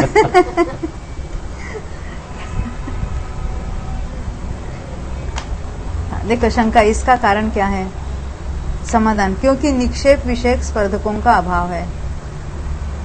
अब इससे ऊपर अपकर्षण का निषेध नहीं है। यानी किसका अपकर्षण हो सकता है? जघन्य अतिस्थापना और जघन्य निक्षेप प्रमाण जो अनंत स्पर्धक है, उसको छोड़कर जो ऊपर के स्पर्धक है उनका अपकर्षण हो सकता है। इस बात का कथन करने के लिए आगे का सूत्र कहते हैं, जहन्नो निथ्यो जहन्या इच्छावना च त्यक्त्यमेत्तानि फद्दयानि आदि दो अधिच्छिदूण तदित्थ फद्दयम ओकड्डिजय। प्रारंभ से लेकर जघन्य निक्षेप और जघन्य अतिस्थापना प्रमाण जितने स्पर्धक हैं उतने स्पर्धकों को उल्लंघन कर, आदि दो यानी पहले से लेकर अधिच्छिदून उल्लंघन कर वहां जो स्पर्धक स्थित है वह अपकर्षित होता है। पहले में पहले अपकर्षित होने वाला उसका नंबर लगा, फिर उसके स्पर्धक ऊपर के सब अपकर्षित हो गए, परंतु वहां से शुरुआत है। क्योंकि यहाँ पर अतिस्थापना और निक्षेप पूरे देखे जाते हैं। विवक्षित स्पर्धक से पूर्व के जघन्य अतिस्थापना मात्र स्पर्धकों को उल्लंघन कर और उनसे पूर्व के जघन्य स्पर्धक तक के जघन्य निक्षेप प्रमाण स्पर्धकों में वहां पर स्थित स्पर्धक का अपकर्षण होना संभव है। अभी हमारी इसमें हम देखेंगे यहाँ का कोई स्पर्धक उसका ये पहले में पहला स्पर्धक है कि जिसका अपकर्षण हो सकता है, तो इसका अपकर्षण होगा तो इसके परमाणु ये बीच वाले अनंत स्पर्धकों में नहीं दिए जाएंगे, उसको जघन्य अतिस्थापना कहिए। और नीचे जो कुछ है इनमें दिए जाएंगे, ये जघन्य निक्षेप है। बीच में छोड़ेंगे, शुरू में बताने के लिए नीचे हमने अतिस्थापना कही थी, उससे का अपकर्षण नहीं होता। फिर निक्षेप प्रमाण, उसका अपकर्षण नहीं होता, परंतु जिसका अपकर्षण हो रहा है उसका अनुभाग ये बीच वाले स्पर्धकों के समान नहीं होगा। कहाँ? उसके नीचे के सभी स्पर्धकों में इसके परमाणु उस समान अनुभाग वाले हो जाएंगे, तो उसको कहेंगे वो उसमें निक्षेप किया। निक्षेप किया यानी कहीं आते जाते तो है नहीं, अनुभाग कम, उसका अनुभाग अपने जगह पर घटना, उसको कहेंगे इस रचना के द्वारा हम दिखा रहे। ख्याल में आती है ना। हमारे नोटों के भाव, रुपए के भाव कम होते हैं, शेयर्स के कम होते हैं, तो क्या होता है, कहाँ चले जाते हैं? रहते हैं अपने पास ही, है वहीं पर रहते हैं, खाली अनुभव कम हो उसका जाता है, अनुभव कम हो जाता है। बाइंग कैपेसिटी कम हो जाती है, मान बाइंग लेते हैं, कैपेसिटी 1000 वाला था और 500 वाला हो जाएगा, तो दूसरा जो 500 वाला था तो उसमें जा मिले कहेंगे हम, हाँ वो उसके निक्षेप कहलाएंगे। 1000 का भाव 500 हो गया, तो जो ऑलरेडी 500 थे उसके समान इसके हो गए ना वैल्यू, तो हम उसमें जाके मिले ऐसा कहेंगे हम। पैसे में तो 500 की 250 हाँ, वो तो 500 का भी नहीं, उसका नहीं घटा, किसी एक विशिष्ट शेयर का घट गया, ऐसा हम अच्छा। समझे ना। ये समझाने के लिए कोई उदाहरण हम बना लेते हैं इससे। हाँ, बढ़ना उत्कर्षण कहलाता है और घटना अपकर्षण कहता है। यही है, अनुभाग का घटना अपकर्षण है, अनुभाग का बढ़ना उत्कर्षण है।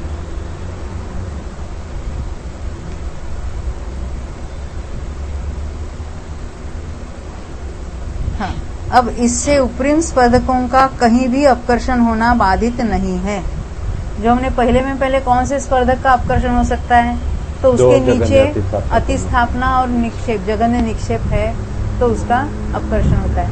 उसके ऊपर वाले का होगा, उसके ऊपर होगा, उसके ऊपर होगा, हर एक का होगा, क्योंकि जगन्य अतिस्थापना को ध्रुव करके, अब हम मान लेते हैं इसके नीचे हमने वो जगन्य अतिस्थापना को छोड़ा और नीचे निक्षेप था।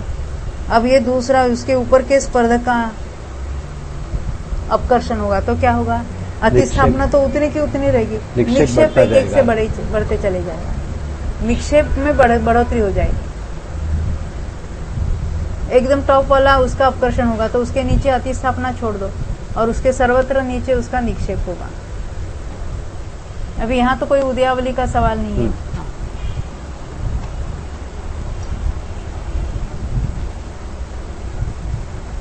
यहाँ लिखा ना, इससे उपरिम स्पर्धकों का कहीं भी अपकर्षण होना बाधित नहीं है। कहीं भी होना बाधित नहीं है, सबका अपकर्षण होता है। निक्षेप कहाँ होता है उसकी बात नहीं है, ऊपर के स्पर्धकों का अपकर्षण होता है, सबका होता है, क्योंकि जगन्य अतिस्थापना को ध्रुव करके, यानी ये अतिस्थापना उतनी की उतनी रहेगी। जगन्य निक्षेप की उत्तरोत्तर एक एक स्पर्धक के क्रम से वृद्धि देखी जाती है। या निक्षेप में एक एक वर्गणा की बात नहीं है, एक एक स्पर्धक, को लिए। क्योंकि ऊपर से हम स्पर्धकों का अपकर्षण देख रहे हैं ना। इस प्रकार इस बात का कथन करने के लिए आगे का सूत्र कहते हैं, तेन परम सौवाणी फद्दयानी ओकड्डिज्जन्ति। इस स्पर्धक के लिए फद्दयानी शब्द आता है। तेन परम यानी उससे ऊपर के। अभी जो हमने पहला स्पर्धक जिसमें से अपकर्षण हो सकता है, ऊपर के सभी स्पर्धक अपकर्षित होते हैं, ओकड्डिज्जन्ति। उससे आगे सब स्पर्धक अपकर्षित हो सकते हैं।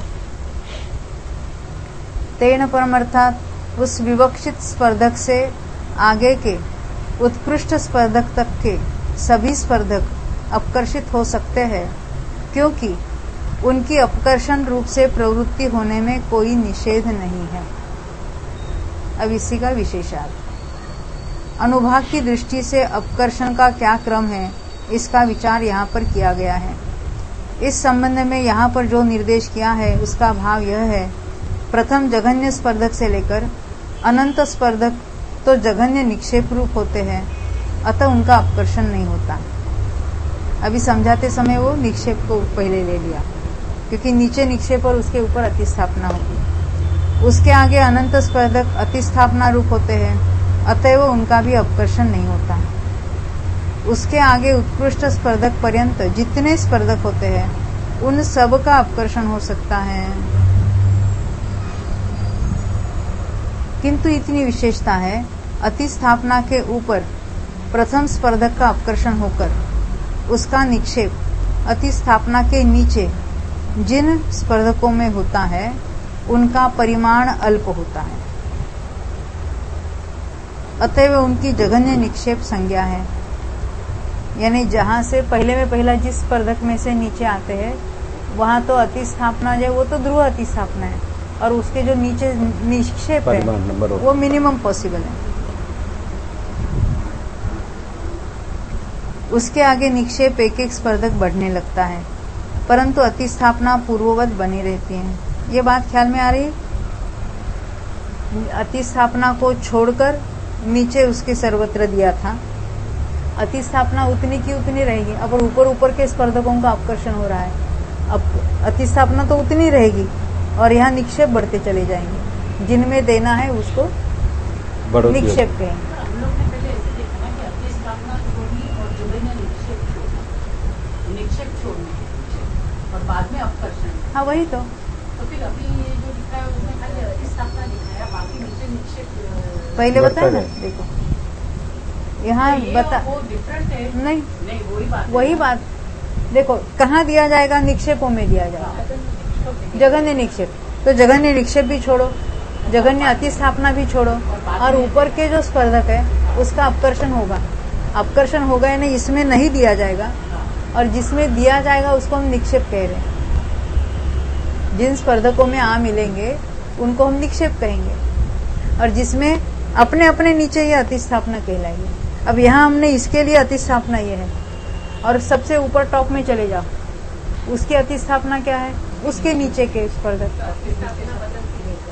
हाँ, हर एक स्पर्धक के लिए अपने नीचे अतिस्थापना होगी।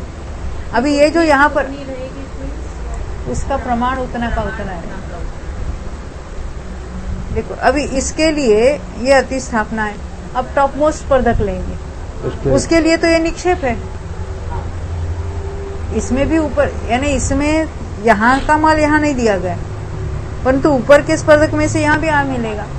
तो अतिस्थापना हर एक स्पर्धक के अपने अपने नीचे है, कोई एक अतिस्थापना फिक्स नहीं है कि हाँ एकदम टॉप मोस्ट वाली जो है वहां तो कुछ माल नहीं दिया जाएगा कहीं से भी, उसके नीचे सर्वत्र हो जाएगा। समझ में आती ना? टॉप मोस्ट स्पर्धक है, उसके नीचे की जो अतिस्थापना है उसमें से माल नीचे तो जाएगा, अपकर्षण उसका होगा, परंतु उसमें आय नहीं होगा। आय यानी उसमें कोई आ नहीं मिलेगा, वो निक्षेप रूप नहीं होगा। नीचे के सारे जो है, जो अतिस्थापना है किसी के लिए, वो किसी अन्य स्पर्धक के लिए निक्षेप भी है, यानी उसमें माल ऊपर से आता भी नहीं रहता है।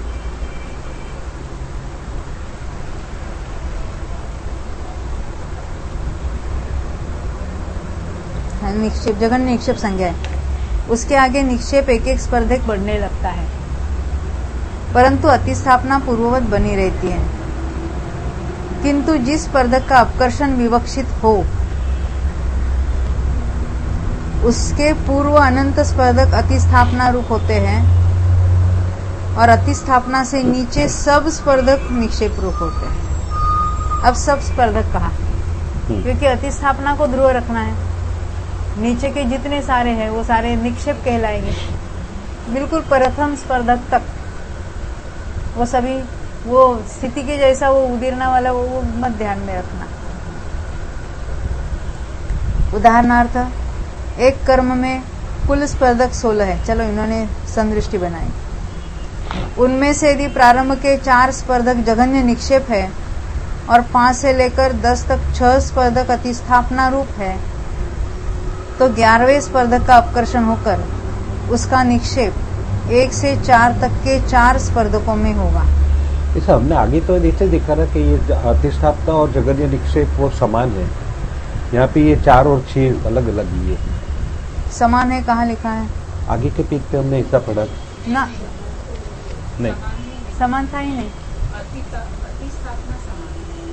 अतिस्थापना सर्वत्र उतनी की उतनी रहेगी, सर्वत्र अतिस्थापना का प्रमाण 6 रहेगा। यहाँ पर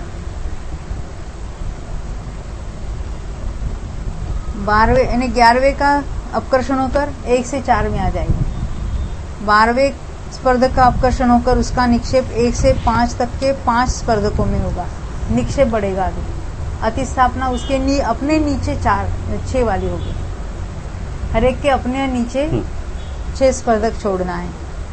13वें स्पर्धक का अपकर्षण होकर उसका निक्षेप 1 से 6 तक के 6 स्पर्धकों में होगा।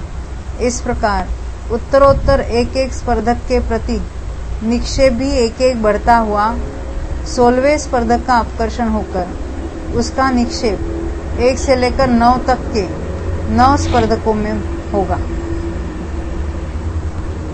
यानी 16वें का हो रहा है, उसके नीचे 6 छोड़ देना और उसके नीचे 9 में दे देना। 9 6 15 और वो 16। स्पष्ट है, अतिस्थापना सर्वत्र परिमाण में तदवस्थ रहती है, मात्र उसका प्रमाण उतना का उतना है, किंतु निक्षेप उत्तरोत्तर वृद्धिंगत होता जाता है। किसी विशिष्ट स्पर्धक का नाम अतिस्थापना नहीं है। जिसका अपकर्षण होना है उसके नीचे विशिष्ट नंबर ऑफ स्पर्धक, उसको अतिस्थापना कहेंगे। यह अंक संदृष्टि है। इसी प्रकार अर्थ संदृष्टि समझ लेनी चाहिए। अर्थ संदृष्टि ने यथार्थ में भी ऐसा ही समझना चाहिए। अब जघन्य निक्षेप आदि पदों के प्रमाण विषयक निर्णय को उत्पन्न करने के लिए अल्प बहुत्व का कथन करते हुए इस सूत्र को कहते हैं। यानी वो कौन सी कम है ज्यादा है वो हमें ख्याल में आ सकेगा। एथ अप्पा बहुअम, यहाँ पर अल्प बहुत्व, प्रकृति में अपकर्षण संबंधी जघन्य और उत्कृष्ट अतिस्थापना,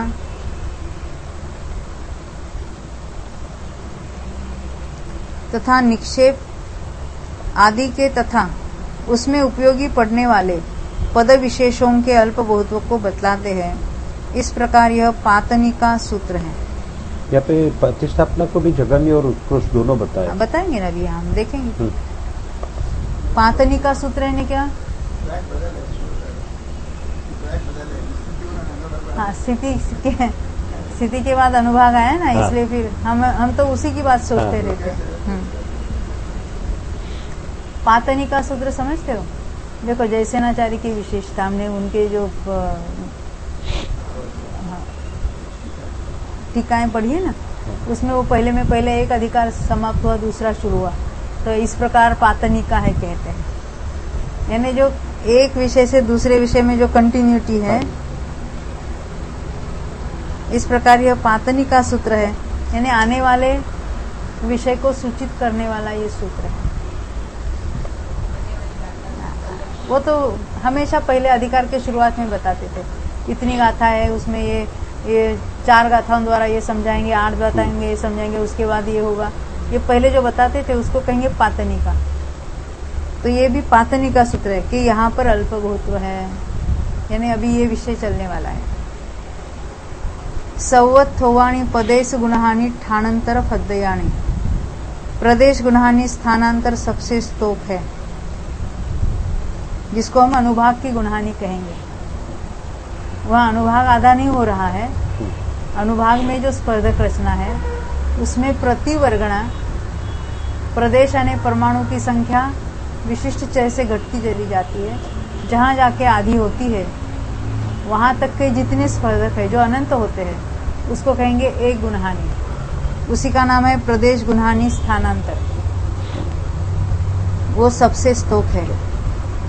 शंका, प्रदेश गुणहानि स्थानांतर किसे कहते हैं? जिस स्थान पर प्रथम स्पर्धक की प्रथम वर्गणा अवस्थित विशेष हानि रूप से, अवस्थित विशेष हानि यानी चय हानि। अवस्थित विशेष यानी चय। कौन सा चय? वही का वही चय। चय अलग अलग नहीं है, वही फिक्स चय है।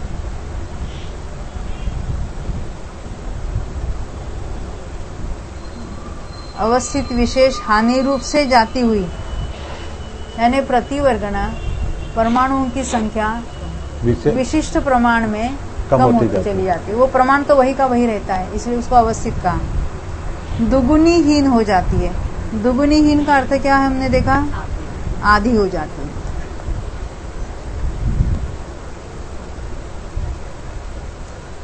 उस अवधि तक के अध्वान को, अध्वान यानी उसका प्रमाण, उसका गुणहानि स्थानांतर कहते हैं।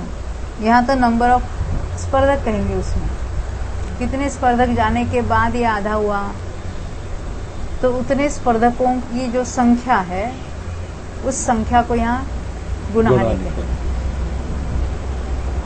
इस प्रदेश गुणाहानि स्थानांतर में अभव्यों से अनंत गुणे अनंत स्पर्धक होते हैं। कौन सा वाला अनंत है? अभव्यों से अनंत गुणे वाला अनंत। वे सबसे स्तोक है। यह सबसे छोटा में छोटा अनंत है यहाँ पर।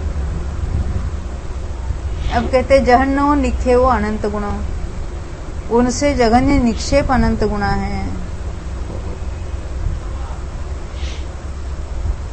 क्योंकि जघन्य निक्षेप में अनंत अनुभाग प्रदेश गुणहानियां संभव है। वो अनंत है मात्र जघन्य निक्षेप में, पूरी टोटल अनुभाग रचना में हो गए तो वो तो ठीक है, परंतु जिसमें दिया जाता है ऐसे जो जघन्य निक्षेप है अनंत गुण, उसमें केवल अनंत स्पर्धक नहीं कहे, अनंत गुणहानियां पाई जाती है। यह कैसे जाना? इसी सूत्र से जाना।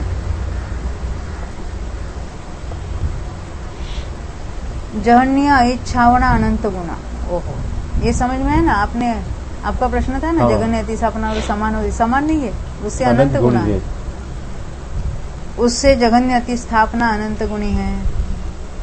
देखो 3 देखे हमने, पहले में पहले प्रदेश गुणाहानि स्थानांतर है अनंत, फिर भी सबसे छोटा है जगन्य निक्षेप, उससे अनंत गुणा है। और जगन्य अति स्थापना उससे भी अनंत गुणी है। क्योंकि जगन्य निक्षेप में जितने गुणहानि स्थानांतर उपलब्ध होते हैं, जितने गुणहानि स्थानांतर के लिए मंजूबेन आपको एक शब्द लेना है।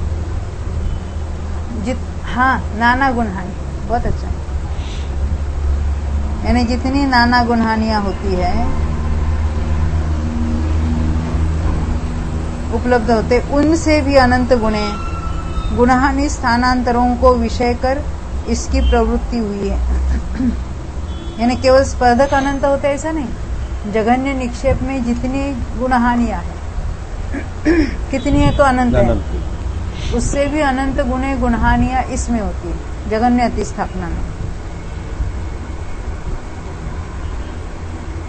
उक्कस्यम अनुभाग कंडयम अनंत गुणम। एक गुणम वाली बिंदी नहीं दिख रही है, स्पष्ट है। उससे उत्कृष्ट अनुभाग कांडक अनंत गुणा है। उत्कृष्ट अनुभाग कांडक का अर्थ क्या है? ऊपर के इतने स्पर्धकों का नाश होकर उसका अनुभाग नीचे सर्वत्र उसके समान हो जाएगा, उसको कहेंगे अनुभाग कांडक।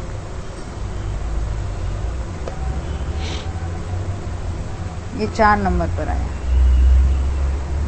क्योंकि उत्कृष्ट अनुभाग सत्कर्म के अनंत बहुभागों का उत्कृष्ट अनुभाग कांडक रूप से ग्रहण किया गया है। जब उत्कृष्ट अनुभाग कांडक होता है तो अनंतवा भाग शेष रहता है, स्पर्धक अनंतवे भाग प्रमाण रहते हैं, और अनंत बहुभाग एक कांडक रूप से नाश होता है, उसको उत्कृष्ट कांडक कह दिया। उक्कस्या इच्छावना एगाय वग्गणाय ऊणिया। उससे उत्कृष्ट अतिस्थापना एक वर्गणा प्रमाण न्यून है।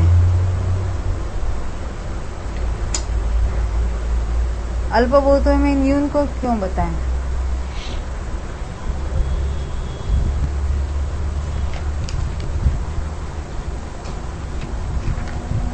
अभी तक तो हमने अतिस्थापना तो समाधि देखी थी, अभी यहाँ पे जघन्य अतिस्थापना ध्रुव अतिस्थापना सर्वत्र समान। हाँ, यहाँ विशेष बात बता रहे, उत्कृष्ट अतिस्थापना एक वर्गणा प्रमाण न्यून है। एक वर्गणा मीन्स स्पर्धक में जो वर्गणाएं होती है उसकी बात है। क्योंकि उत्कृष्ट स्थापना, उत्कृष्ट अतिस्थापना अंतिम वर्गणा से न्यून उत्कृष्ट अनुभाग कांडक प्रमाण होती है। देखो ये पढ़ेंगे, मैं मेरी भाषा में बताने के बदले इसको पढ़कर बताऊंगी। मैंने भी पढ़ा नहीं है पुस्तक। हाँ, फिर भी जब अनुभाग कांडक होता है तो क्या होगा? अनुभाग कांडक का अर्थ क्या है? जैसे हम स्थिति कांडक की बात इमेजिन करते हैं, स्थिति कांडक घात होता है तो क्या होता है? उतने स्थितियों में से नीचे परमाणु आते थे। हर समय आते रहते थे, और जब अंतिम फाली होती तो क्या होता था, पूरा कांडक वो पूरा घात कांडक हो जाता था। तब जब भी कांडक घात होता था तो ऊपर के निषेकों में से क्या उसी कांडक में परमाणु आते थे जब अंतिम फाली फिर रही तब? नहीं, नीचे की स्थिति में आते थे ना। वो तो उसका नाश होने वाला है ना। हाँ। सारे के सारे नीचे आएंगे, तो उसके लिए अति स्थापना कितनी होगी, कांडक प्रमाण होगी? नहीं समझे। अभी देखो, ये इतने अनंत है। अभी इतने सारे को हमने एक कांडक कहा, तो कांडक का अर्थ क्या है? एक अंतर्मूर्त में ये पूरा इसमें से थोड़े परमाणु नीचे के अनुभाग वाले हो गए, फिर थोड़े हुए। अब यहाँ समयों में नहीं गिनना है, अच्छा, यानी इसमें नीचे के कुछ जाने का सवाल नहीं है। तो यहाँ के जो अंतिम स्पर्धक की अंतिम वर्गना है, उसके परमाणु इसके नीचे सर्वत्र यहाँ इसका निक्षेप होगा। हाँ, क्योंकि बीच में कांडक है, इसमें से इसमें ही चले जाएंगे तो इसको कांडक कौन कहलाएगा? तो जब कांडक घात होता है तो ये ऊपर की वर्गना के लिए, अंतिम स्पर्धक के अंतिम वर्गना के लिए बीच में नीचे कितनी वर्गनाएं छोड़ी है?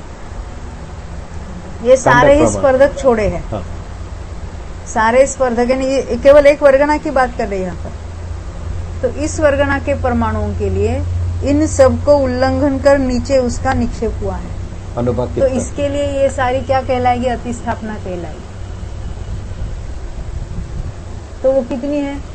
ये सारे को छोड़ा है, ऊपर की वर्गना की बात है, तो ये पूरे कांडक में से एक वर्गना कम कर दो, इतना उसका उत्कृष्ट अतिस्थापना का प्रमाण होगा।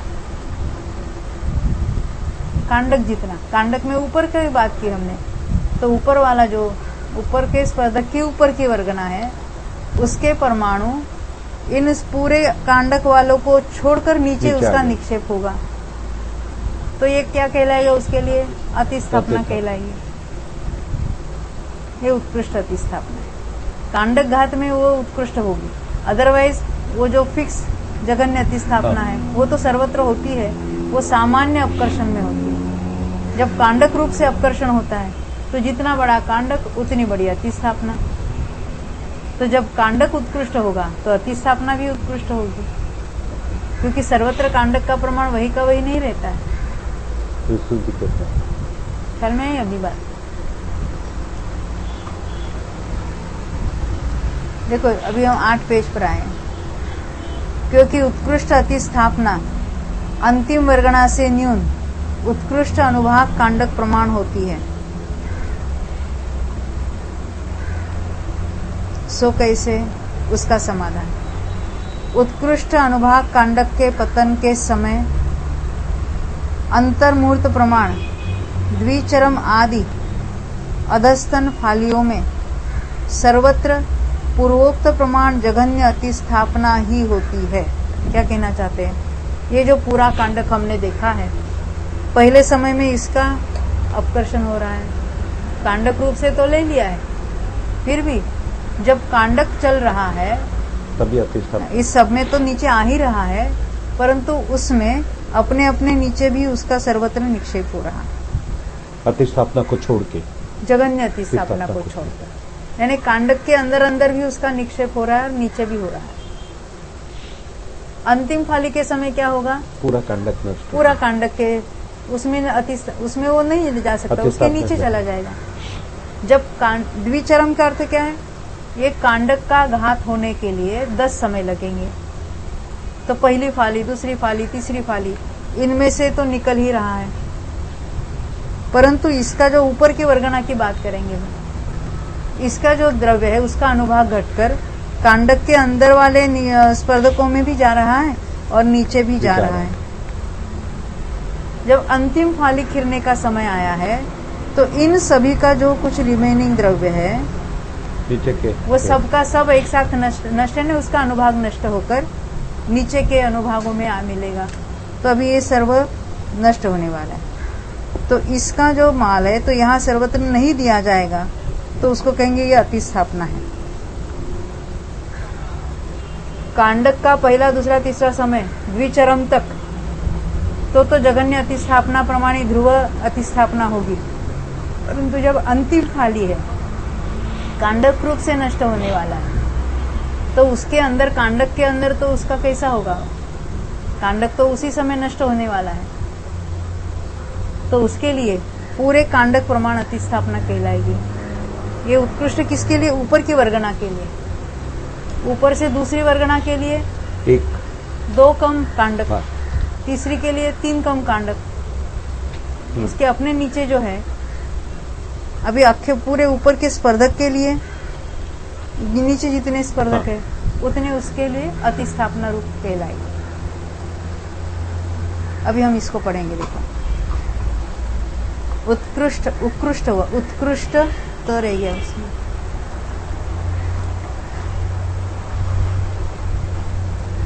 उत्कृष्ट अनुभाग कांडक के पतन के समय लिया, यानी अंतिम समय।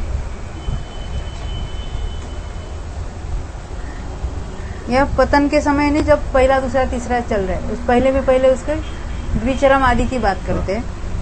अंतर्मूर्त प्रमाण द्विचरम आदि अधस्तन फालियों में, यानी अधस्तन फाली यानी अंतिम फाली के पहले वाली फालियां।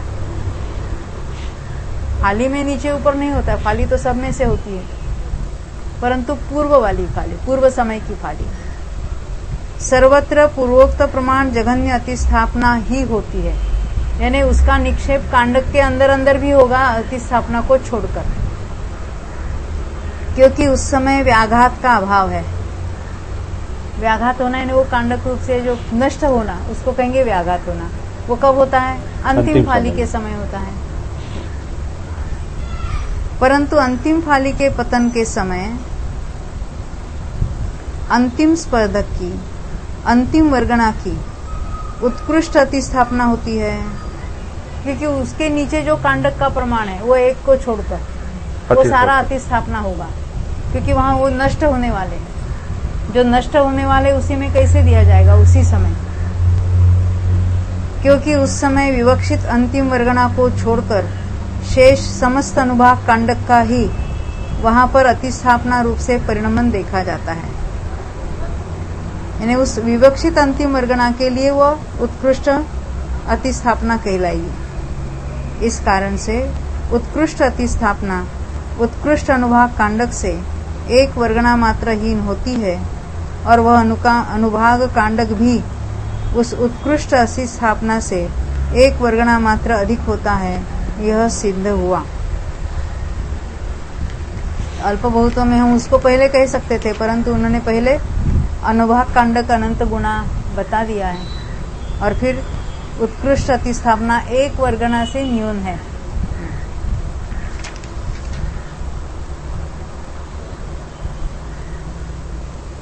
ख्याल में आई बात? ये क्या कहना चाहते हैं? हाँ, वो समझ में नहीं है। कांडक होता है का अर्थ क्या है? अभी हम वर्गना की बात करेंगे ना। एक अंतिम, ये एक एक स्पर्धक में ऐसी इतनी वर्गना है।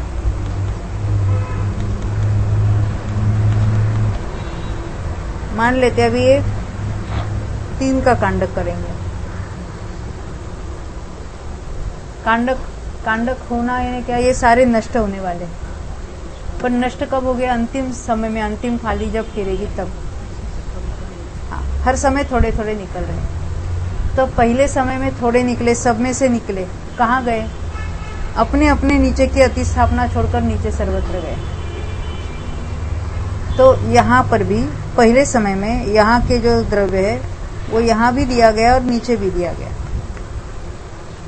अतिस्थापना को छोड़कर। दूसरे समय में ये सर्व विद्यमान है ना, दूसरे समय में भी ऐसा ही, अतिस्थापना को छोड़कर सर्वत्र। इसे द्विचरम तक हुआ। अंतिम चरम समय में क्या होगा? पूरा कांडक अभी जितना बाकी है वो सारा ही एक फाली रूप से नष्ट होने वाला है, और अपने अभी ये जो नीचे वाला है ना, वो कहाँ चला जाएगा? उसके नीचे अतिस्थापना छोड़कर नीचे आएगा। और ये कहाँ चला जाएगा?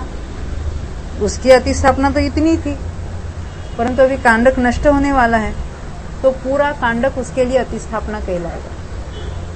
चरम समय में ऊपर की वर्गना की बात कर रहे हैं तो उसके लिए पूरा जो नष्ट होने वाला कांडक है वो अतिस्थापना रूप से रखकर उसके नीचे उसका निक्षेप होगा।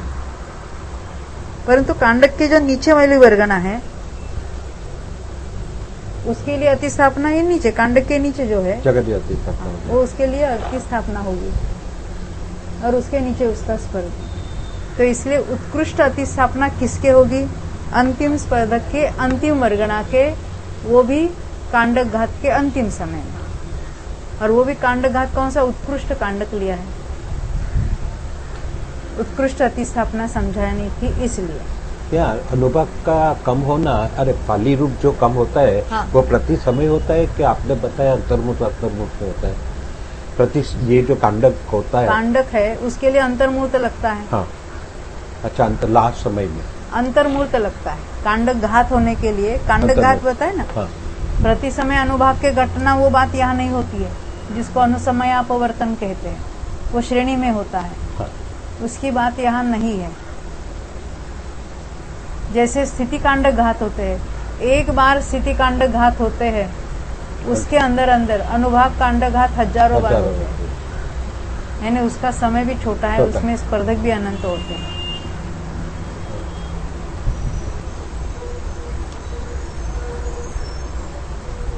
विशेषार्थ पढ़ते इसका, ये पूरा पढ़ा ना हमने। हाँ, विशेषार्थ। उत्कृष्ट अतिस्थापना उत्कृष्ट अनुभाग कांडक के अंतिम फाली के पतन के समय अंतिम वर्गना की ही होती है। यह अंतिम वर्गना के लिए उत्कृष्ट अतिस्थापना कहलाएगी। जितना नीचे आएंगे उतनी अतिस्थापना कम कहलाएगी उसकी। चूंकि उत्कृष्ट अनुभाग कांडक में यह अंतिम फाली की अंतिम वर्गना भी सम्मिलित है, अतः यहाँ पर उत्कृष्ट अतिस्थापना को उत्कृष्ट अनुभाग कांडक में से अंतिम वर्गना को कम कर देने पर जो शेष रहे तत्प्रमाण बतलाया है। ये ख्याल में आई बात? कारण यह है, जब अंतिम फाली का पतन होता है तब उसका निक्षेप उत्कृष्ट अनुभाग कांडक को छोड़कर ही होता है। यानी उतना पूरा अंतिम वर्गना जो है वो पूरा कांडक छोड़कर नीचे उसका निक्षेप होगा। तो जितना रिमेनिंग कांडक है उसको उसके अलावा जो नीचे वाला, वो सब के सब उसके लिए, उस एक वर्गना के लिए अतिस्थापना कहलाएगा। अन्यथा उसका सर्वथा अभाव नहीं हो सकता, क्योंकि उस समय अगर कांडक के अंदर भी निक्षेप होगा तो उसका अभाव कैसे होगा? तो कांडक घात कैसे कह सकते हैं हम उसको? इसलिए सूत्र में उत्कृष्ट अनुभाग कांडक जितना बड़ा होता है उसमें से विवक्षित अंतिम वर्गना को कम कर देने पर जो शेष रहे उतना उत्कृष्ट अतिस्थापना का प्रमाण होता है, यह कहा है। यही रुकते हैं। जावाणी के ज्ञान से सूझे लोकालो, सोवाणी मस्तक नमो सदा लेख हो। अश्विन नमो ओरियंताणम नमो सिद्धाणम नमो आर्याणम नमो वज्रायणम नमो लोहे सब्बसावणम। नमो ओरियंताणम नमो सिद्धाणम नमो आर्याणम नमो वज्रायणम नमो लोहे सब्बसावणम। नमो ओरियंताणम नमो सिद्धाणम नमो आर्याणम नमो वज्रायणम नमो लोहे सब्बसावणम। नमो ओरियंताणम नमो सिद्धाणम नमो आर्याणम नमो